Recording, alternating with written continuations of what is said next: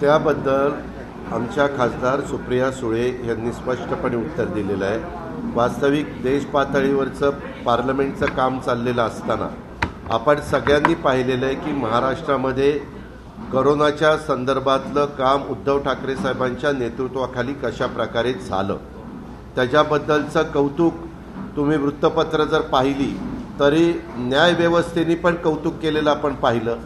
अनेकदा वेगवेगळ्या प्रकारचे सर्वे झाले, त्या सर्वेमध्ये देखील ज्या शांतपणे महाराष्ट्रासारख्या लोकसंख्या महाराष्ट्रात मुंबई, पुणे, ठाणे, पिंपरी चिंचवड, नागपूर ह्या परिसरामध्ये जास्त आहे, दाट लोकवस्तीची शहरं असताना देखील त्याच्यामध्ये धारावीसारख्या परिसरामध्ये कोरोनाचं संकट आल्यानंतर ते आटोक्यात आणणं आणि पुन्हा पूर्वपदावर परिस्थिती निर्माण करणं हे तर एवढं मोठं आव्हानात्मक काम होतं। तरी ह्या सगळ्या कामाच्या संदर्भामध्ये अतिशय शांतपणे वेळ पडली तर काही ठिकाणी कठोर भूमिका घेऊन, वेळ पडली तर नियमावली कडक करून ह्याला आपण 2 वर्षाच्या मध्ये सामोरं गेलो आणि आता बऱ्याच अंशी पहिल्यापेक्षा कोरोनाचं सावट कमी झालेले, दूर झालेलं नाही। अजूनही तसं बघितलं तर काळजी घेतलीच पाहिजे प्रत्येकाने, परंतु हे चित्र सगळ्यांनी पाहिलेलं आहे। त्याच्यामुळं कधीकधी काही मोठ्या व्यक्ती असतील, कुणी व्यक्ती असतील, ते राजकीय भूमिकेतनं बोलतात, काही जण वेगळ्या विचारातनं बोलतात। आता प्रत्येकाने काय करावं, बोलावं लोकशाहीमध्ये, तो ज्याचा त्याचा अधिकार आहे।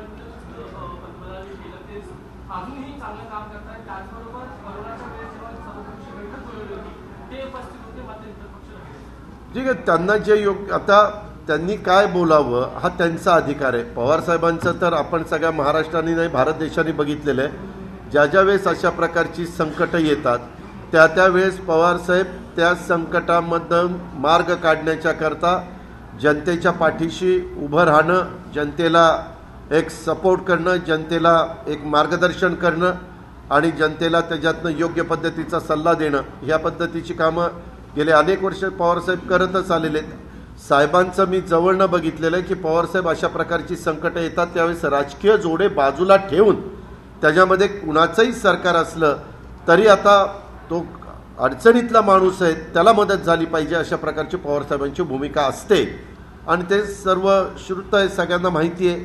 त्याच्याकरता कदाचित त्यांनी त्या गोष्टीचा उल्लेख केला असावा।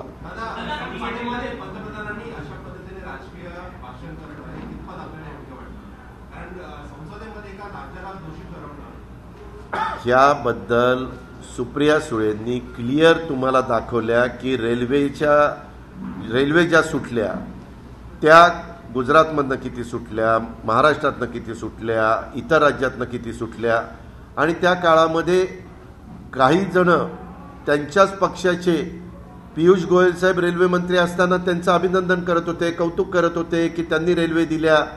जर रेल्वे दिल्या नसत्या तर लोकांना बाहेर जाण्याला अडचणी आल्या असत्या, तरी आपण त्यावेळेस बसेसनी त्यांना पाठवलं, त्यावेळेस आपण एसटीने पाठवलं। आपण का पाठवलं? खरं तर आपण त्यांना तिथं जेवणाची व्यवस्था करून देऊ शकत होतो, दिलेली होती।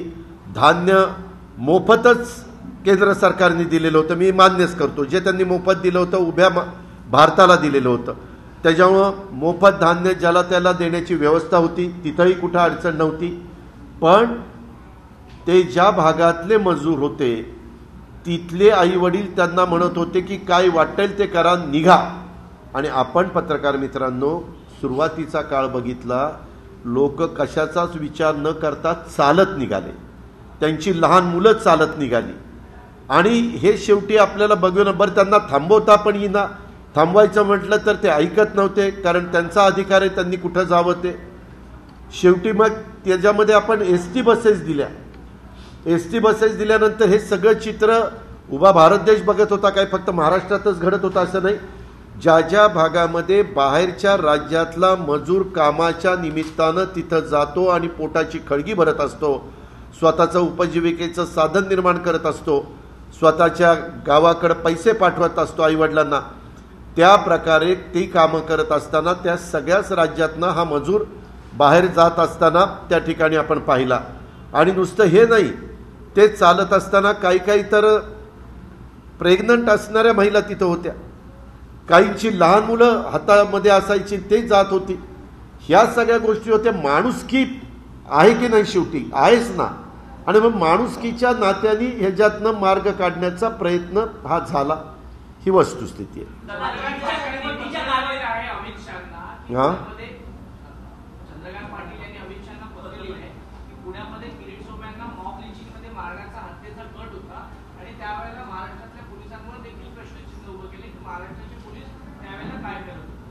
माझ्या माहितीप्रमाणे दिल्लीची टीम पुण्यामध्ये येऊन पुण्याच्या पोलीस ऑफिसरांच्या बरोबर, वरिष्ठ अधिकाऱ्यांच्या बरोबर त्यांनी चर्चा त्या ठिकाणी केली.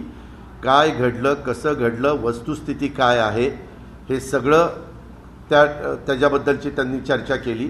कुठल्याही देशातल्या कुठल्याही भागामध्ये काही घडलं तर त्यात राज्यातल्या पोलिसांची पण जबाबदारी असते. कायदा सुव्यवस्था व्यवस्थित ठेवणं, त्याच्यामध्ये कुणालाही त्रास न होऊन देणं, आणि त्याचबरोबर देश पातळीवरच्या पण गृह विभागाला जर कुणी तक्रार केली तर त्याची पार्लमेंट चालू असताना शहानिशा करणं, वस्तुस्थिती काय समजून घेणं, हा अधिकार प्रत्येकाला आहे. त्या पद्धतीनं त्यांनी केलं.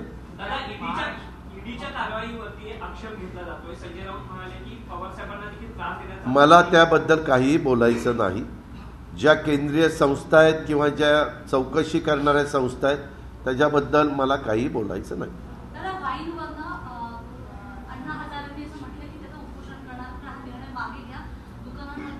माझ्या माहितीप्रमाणे आज का काल का आज बहुतेक एक्साईज डिपार्टमेंटचे काही अधिकारी सन्माननीय अण्णा हजारेंना जाऊन भेटणार होते. ते त्याच्यातली काय वस्तुस्थिती आहे ते त्या ठिकाणी सांगणार होते.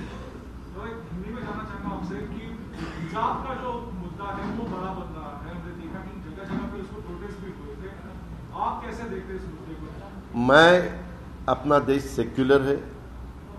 सेक्युलर कंट्री में कैसा हर एक ने बर्ताव करना चाहिए, ये हर एक ने सोचकर आगे जाना चाहिए, ऐसा मेरा क्लियर कहना है.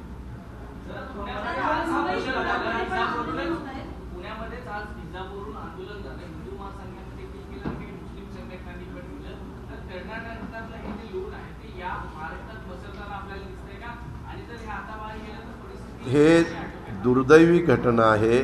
कधी कुठल्याही देशात कुठल्याही राज्यामध्ये असं समाजामध्ये तेढ निर्माण न होऊन देण्याचंच काम प्रत्येकाने करायचं असतं, राज्यकर्त्यांनी करायचं असतं, जबाबदार संघटनांनी करायचं असतं, पक्षांनी करायचं असतं. आपल्याला छत्रपती शिवाजी महाराजांचा इतिहास आहे, शिवाजी महाराजांनी काय शिकवण दिलेली हे आपण सगळेजण पाहतो. आणि मी सुरुवातीलाच सांगितलं की आपण सर्व धर्म समभाव, जे काही संविधान आपल्याला डॉक्टर बाबासाहेब आंबेडकरांनी दिलं आहे त्याच्यात काय दिलं आहे, आपल्या कायद्यामध्ये काय, आपल्या घटनेमध्ये काय, ह्याचं जरा आत्मचिंतन प्रत्येकाने केलं पाहिजे ना. आणि त्याच्यामधनं कुठल्याही परिस्थितीमध्ये आपल्या प्रत्येकाच्या वागण्यातून, बोलण्यातून, प्रक्रियेतनं, कृतीतनं असं कुठं वातावरण खराब होईल असं कुणीच वागता कामा नये. ही तर खबरदारी सगळ्यांनी घेतली पाहिजे. परंतु कधी कधी दुर्दैवाने काही जण ह्याच्यातून राजकीय पोळी भाजण्याचा प्रयत्न करतात, राजकीय स्वार्थ त्या ठिकाणी मिळवण्याचा प्रयत्न करतात. हे दुर्दैवी आहे. कारण आज 21व्या शतकाकडे जाण्याची आपण भाषा करतो. जग कुठं चाललेलं आहे, जगातले काही राष्ट्र कशी प्रगत राष्ट्र म्हणून पुढं जात आहे, आणि अशा वेळेस आपल्याकडे एवढी मोठी तरुणांची संख्या आहे, फळी आहे. त्यांचा उपयोग तुमच्या माझ्या भारत देशाला आणि तुमच्या माझ्या महाराष्ट्राला अतिशय सर्व बाबतीमध्ये त्याच्यात सर्वांगीण विकास कसा होईल याचबद्दल आपण सगळ्यांनी लक्ष दिलं पाहिजे असं माझं स्पष्ट मत आहे. पण कुठंतरी कधीतरी अशा प्रकारच्या घटना घडल्या तरी काही क्लिप दाखवायच्या, काही सोशल मीडियाच्या माध्यमातून समाजामध्ये अंतर निर्माण करायचं, एखादी एक जर ट्विट केलं तर त्याच्यावर काउंटर ट्विट काहींनी करण्याचा प्रयत्न करायचा. ह्या ज्या काही गोष्टी आहेत त्या खरोखरीच मनाला वेदना देतात. असं कुणीच कुठल्याही जातीमध्ये, कुठल्याही धर्मामध्ये, कुठल्याही पंथामध्ये असं एकमेकाच्या बद्दल कुठंतरी अशा प्रकारचं विरोध करणं, अशा प्रकारचं एकमेकाला कमी लेखणं, एकमेकाचा अनादर करणं हे आपल्या भारतीय संस्कृतीमध्ये नाही आहे आणि संविधानामध्ये पण नाही आहे. हे सगळ्यांनी लक्षामध्ये घेतलं पाहिजे, समंजस वागलं पाहिजे असं माझं स्पष्ट मत आहे. मी नेहमी कधी पत्रकार परिषद तसा कमी घेतो, परंतु ज्यावेळेस घेतो त्यावेळेस सांगत असतो की ह्यांनी हा म्हणला आणि तो म्हणला, ते तसलं म्हणण्याच्या पेक्षा, तसलं करण्याच्या पेक्षा आपण काय विकासाचं करू शकतो, विकासाचं काम करत असताना त्याच्यामध्ये कुठं त्रुटी राहिल्या त्या लक्षात आणून दिल्या तर त्यात कशा दुरुस्त करून पुढे जाता येईल हा विचार केला पाहिजे असं माझं स्वतःचं स्पष्ट मत आहे.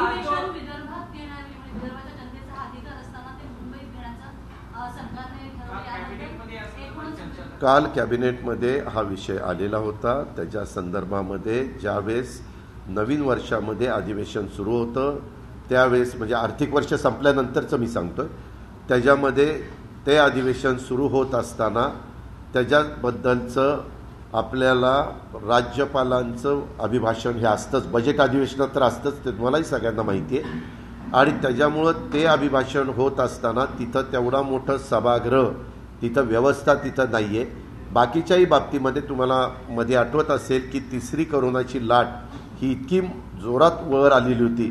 दुसऱ्या लाटेच्या वेळेस आपल्याला सगळ्यांनी सांगितलं होतं, तज्ज्ञ लोकांनी, WHOनी, जे काही वेगवेगळे प्रकारचे आपले टास्क फोर्स आहेत त्यांनी, सेंट्रलमधल्या सार्वजनिक आरोग्य विभागाने, आपल्या राज्यातल्या सार्वजनिक आरोग्य विभागाने, की तिसऱ्या लाटेमध्ये लहान मुलं ही त्याच्यामध्ये बाधित होण्याची शक्यता आहे आणि म्हणून आपण तशी तयारी केलेली होती.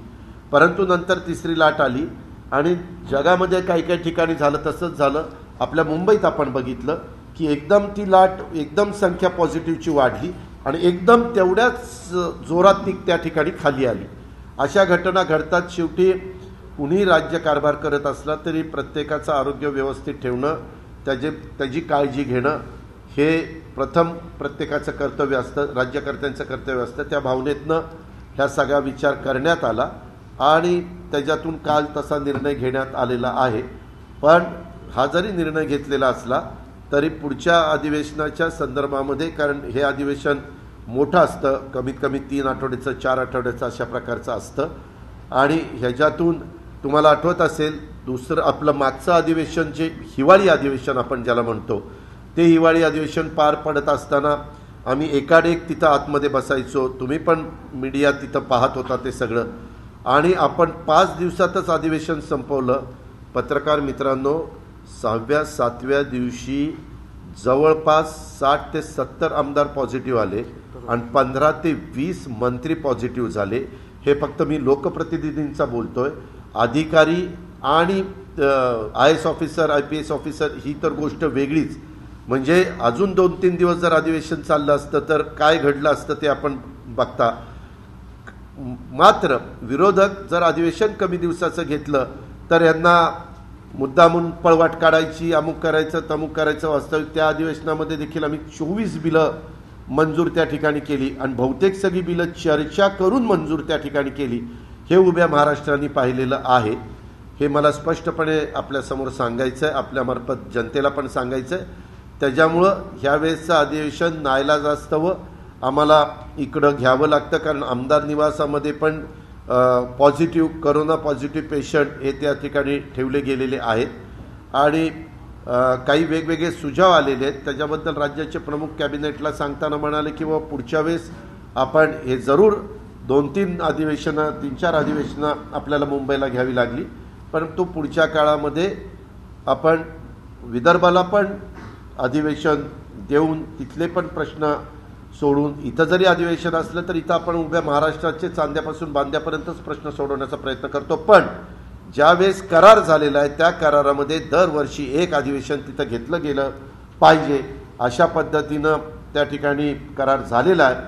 पण संकटच हे करोनासारखं असं आहे की ज्याच्यातून नाईलाजास्तव आपल्याला वेगळा निर्णय घ्यावा लागलेला आहे. ही वस्तुस्थिती मात्र मी मान्य करतो.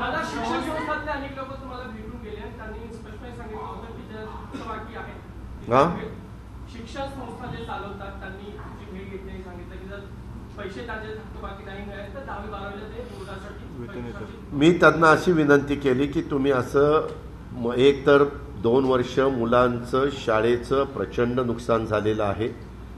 त्यांना ज्या पद्धतीनं संपूर्ण शिक्षण द्यायला पाहिजे होतं ते देता आलं नाही. ऑनलाईनमध्ये अनेक काही मर्यादा पडतात, काही काही ठिकाणी कनेक्टिव्हिटी राहत नाही, ही वस्तुस्थिती आहे. आणि त्याच्यातून त्या पिढीचं आपल्याला नुकसान करण्याचा अधिकार कोणी दिलेला नाही. आता कुठंतरी परीक्षा घेण्याची वेळ आलेली आहे. अशा वेळेस तुम्ही कात्रीत पकडू नका. जरूर प्रत्येकाने चर्चा करून चर्चेच्या माध्यमातून प्रश्न सुटू शकतात, त्याच्यातनं आपण मार्ग काढू. पण तुम्ही असं करू नका, कारण लोकांचा समज असा होईल हे फक्त आपला स्वतःचा विचार करतायत, आमच्या मुलांचा विचार करत नाही, आमच्या पाल्यांचं पुढं काय होणार आहे त्याच्याबद्दल यांना काहीही देणं घेणं नाही. अशा प्रकारची भावना निर्माण करणं आपल्याला परवडणार नाही असं मी त्यांना सांगितलं. ते म्हणाले की ठीक आहे, आम्ही आमच्या संघटनेतल्या सहकारी मित्रांशी बोलतो आणि काय तो योग्य तो निर्णय घेतो. जीएसटी पर एक सवाल है कि सेंट्रल बजट में हो गया है, एक्सपेक्टेड जीएसटी का जो हमें मिलना था अमाउंट, क्या वो आ गया है महाराष्ट्र को? अगर नहीं आया है तो इस बार कितना बर्डन एक्सपेक्टेड है महाराष्ट्र में? जब बजट सेंट्रल गवर्नमेंट का फाइनेंस मिनिस्टर महोदय ने पेश किया तब अपना 30,000 करोड़ रुपए जीएसटी आना बाकी था.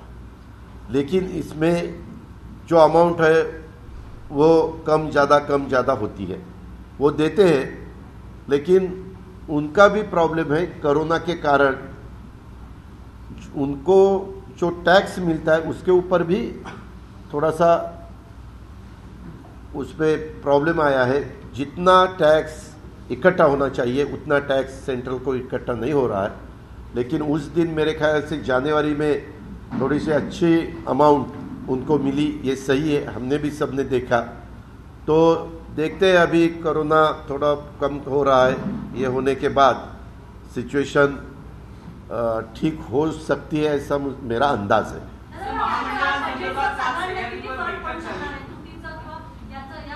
मला ते आत्ता काही सांगता येणार नाही, कारण सभागृहाचा तो अधिकार आहे, सभागृहाचा तो हक्क आहे. बजेटच्या बद्दल काहीही बोलणं हे पहिल्यांदा मला विधिमंडळालाच सांगावं लागेल, त्याशिवाय मी बाहेर ते बोलू शकत नाही. आमचं मात्र बजेटची तयारी चालू आहे.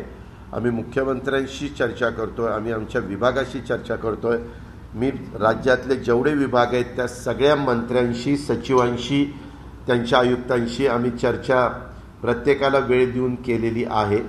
आता बरोबर आज तारीख 10 आहे, म्हणजे आज 1 महिन्याने बरोबर आपलं राज्याचं बजेट आहे. त्यावेळेस सगळी वस्तुस्थिती पुढे येईल. सह्याद्री आणि अनेक काल राष्ट्रवादीच्या मंत्र्यांची बैठक झाली महामंडळासंदर्भात. अनेक आमदार असतील किंवा अनेक कार्यकर्ते असतील महामंडळाच्या प्रतीक्षेत आहेत. महामंडळ जाहीर होणार हा सवाल उपस्थित नाही. मध्ये काय झालं, 3 पक्षाचं सरकार असल्यामुळे तिन्ही पक्षांचे नेते जयंत पाटील, बाळासाहेब थोरात आणि एकनाथराव शिंदे असे सगळ्यांनी बसून कुठली महामंडळ कुणाकडं, कुठले अध्यक्षपद कुणाकडं, कुठली सदस्यपद कुणाकडं, अशा पद्धतीनं त्यांनी ठरवलेलं आहे. त्याच्यातली काही विशेषतः महिलांचे जी मंडळं होती ती बरीचशी जाहीर करण्यात आलेली आहे. ती कामंही त्यांची सुरू झालेली आहे. आता आम्ही येऊन जवळपास 2 वर्ष झाली. आम्हाला पक्षामुळं, कार्यकर्त्यांच्यामुळं, आमदारांच्यामुळं संधी मिळाली. आता ज्यांना संधी नाही मिळाली त्यांची 2 तर वर्ष तशी बघितली तर वाया गेलेलीच आहे. किमान राहिलेल्या काळामध्ये देखील त्यांना संधी मिळाली पाहिजे असं माझं वैयक्तिक त्या ठिकाणी मत आहे. म्हणून काल मी सांगत होतो की बाबा आम्ही आता उद्या मी मुख्यमंत्री एकत्रपणे राष्ट्रपती महोदयांच्या कार्यक्रमाला आहे, त्यावेळेस माझी त्यांची भेट होईल आणि त्याच्यानंतर मी वर्षावर पण जाणार आहे त्यांना भेटायला. मी कालच त्यांना सांगितलं कार्यक्रम संपल्यानंतर मी येतो. तर त्यावेळेस देखील मी ते बोलणार आहे की सीएम साहेब आता फार कार्यकर्त्यांच्या आता सहनशीलतेचा अंत पाहू नये, आता ते लवकर करून टाकावं. थोडं काय 2 पावलं कुणीतरी पुढं मागं व्हावं. फार ज्यावेळेस अशा प्रकारचं कॉलिशन गव्हर्नमेंट चालवायचं असतं त्यावेळेस प्रत्येकाने थोडंसं पुढं मागं सरकण्याची तयारी ठेवून मार्ग काढायचा असतो आणि तशा पद्धतीनं लवकरच मार्ग काढण्याचं काम आम्हाला सगळ्यांच्याकडनं होईल. काँग्रेसकडून नावं यायला उशीर होतोय अशी देखील माहिती आहे. नंतर माझं तर म्हणणं त्याच्यामध्ये असं आहे, ज्यावेळेस आम्ही आणि काँग्रेस दोघंच जण सरकार चालवायचो मागं 15 वर्षाचा काळ मी आपल्याला सांगतो, त्यावेळेस अशा प्रकारचा प्रसंग उद्भवला तर आम्ही कधी कधी काँग्रेसवाल्यांना म्हणायचो किंवा तुमची नावं आलेली असेल तर तेवढीच जाहीर करून टाका आणि बाकीची राष्ट्रवादीची शिफारसीप्रमाणे ते येतील तेव्हा, किंवा राष्ट्रवादीची आली असेल तर ती जाहीर करून टाका, काँग्रेसची नंतर त्या ठिकाणी घ्या. मी आत्ता DPCच्या पण नेमणुका करत असताना बऱ्याच अंशी तसं केलं, किंवा जर कुठल्या एखाद्या पक्षाने त्यांच्या जागा रिक्त ठेवायच्या पण बाकीचं तर डिक्लेअर करून मोकळं व्हायचं, आणि तशा पद्धतीनं केल्यावर मग ज्यांचे नावं येत नाही ज्या पक्षाची, त्या पक्षाच्या कार्यकर्त्यांचं पण प्रेशर येतं वरिष्ठांच्यावर, किंवा काहीतरी आता लवकर करा आणि त्याचा फायदा होतो.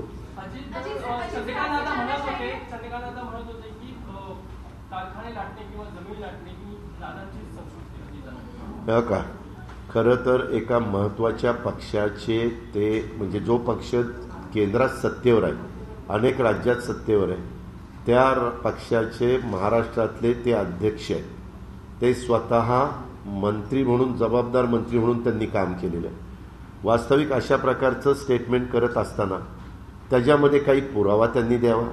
आपण सगळे पत्रकार मित्र बघताय, मी गेले 2 वर्षे मी सकाळी लवकर मंत्रालयात 8 वाजता 8:30 वाजता हजर असणारा मी एकमेव मंत्री आहे, आणि उशिरापर्यंत मी बसून तिथं काम करत असतो माझ्या परीनं. ते काम योग्य आहे का अयोग्य आहे हे जनता त्या ठिकाणी ठरवेल, परंतु अशा पद्धतीनं बिनबुडाचे आरोप करणं, वास्तविक त्याच्यामधनं त्यांनी एकदा आत्मचिंतन, आत्मपरीक्षण करावं की आपण काय बोलतोय आणि त्याला ते वस्तुस्थितीला धरून आहे का. त्यांनी असं सांगितलं ते हेलिकॉप्टरमधनं जमिनी बघत असतात.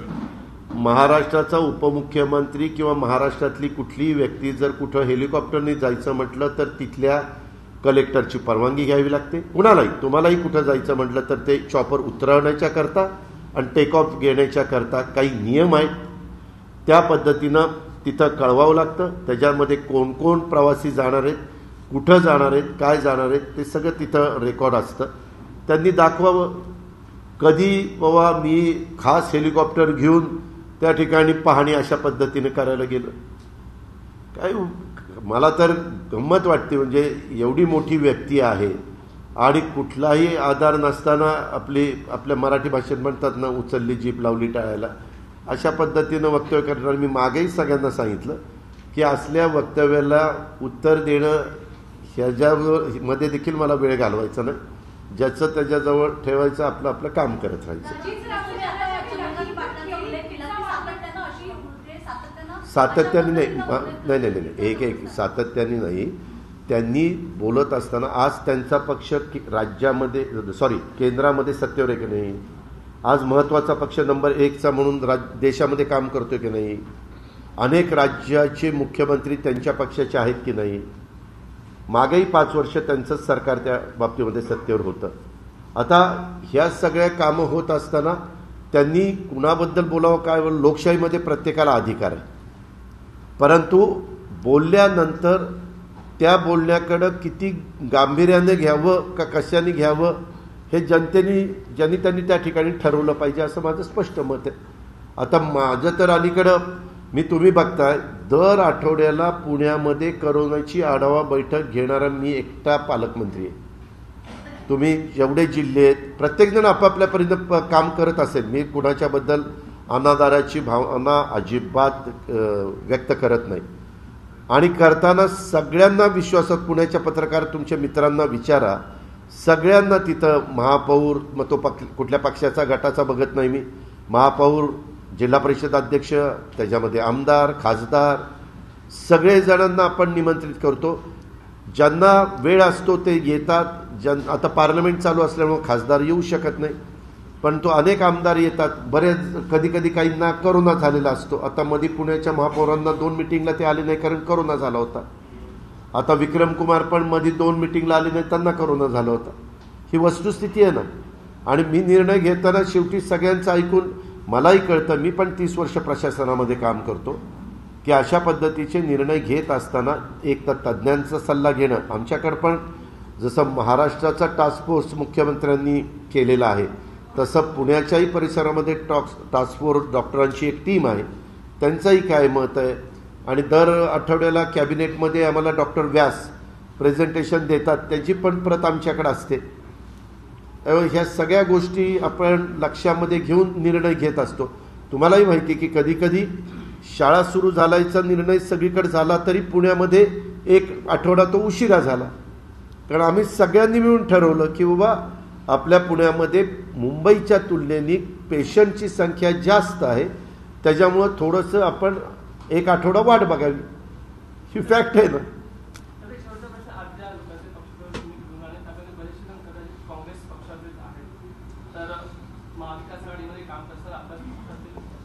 मी तुम्हाला सांगू का, ज्यावेळेस आम्ही आघाडीचं काम करत होतो म्हणजे 15 वर्ष, विलासरावजी, अशोकरावजी, पृथ्वीराजजी आणि सुशीलकुमार शिंदे साहेबांच्या मुख्यमंत्री ते होते आणि आमच्यातले काही सहकारी उपमुख्यमंत्री होते, त्यावेळेस देखील कधी कधी काँग्रेसचे काही राष्ट्रवादीत जायचे, राष्ट्रवादीतले काही काँग्रेसमध्ये जायचे, अशा पद्धतीनं त्या ठिकाणी व्हायचं. आणि प्रत्येकाला मी सुरुवातीला सांगितलं की प्रत्येकाला आपला आपला पक्ष वाढवण्याचा अधिकार आहे. आज आता गंगापूर खुलताबादच्या परिसरातले संजय जाधव माजी नगराध्यक्ष, 3 वेळेला नगराध्यक्ष होते, अनेक महत्त्वाच्या संस्थांचा त्यांचा संबंध निकटचा आहे, एक चांगलं व्यक्तिमत्व, चांगला नेता म्हणून त्यांची तिथं ओळख आहे. असं असताना उद्या त्यांनी निर्णय घेतला आणि जर आम्ही त्यांना नको म्हणलं तर ज्यावेळेस तुम्ही एखाद्या पक्षात असताना त्या पक्षाला सोडवण्याचा निर्णय तुम्ही ज्यावेळेस घेता त्यावेळेस तुम्ही कुठल्या तरी समोरच्या पक्षापैकी एका पक्षाला प्राधान्य देता. त्यांनी जर नाही घेतलं तर तुम्हाला तर पक्ष सोडायचाच असतो, मग दुसऱ्या पक्षात ते जातील, त्याच्यातनं काय आपण मिळवणार आहे. अजीत सर, आपसे जानना चाहेंगे, लखीमपुर खेरी हिंसा के जो मुख्य आरोपी हैं उनको जमानत मिल गई है, आप इस जमानत को किस रूप में देखते हैं? ये देखो, जमानत कौन देते हैं? कोर्ट देते हैं. कोर्ट के बारे में मुझे कुछ भी बात नहीं करने की, इसलिए कि उनका अधिकार है, उनका अधिकार है, उन्होंने जमानत दी. ठीक है, थैंक यू. छत्रपतींचा विचार म्हणजे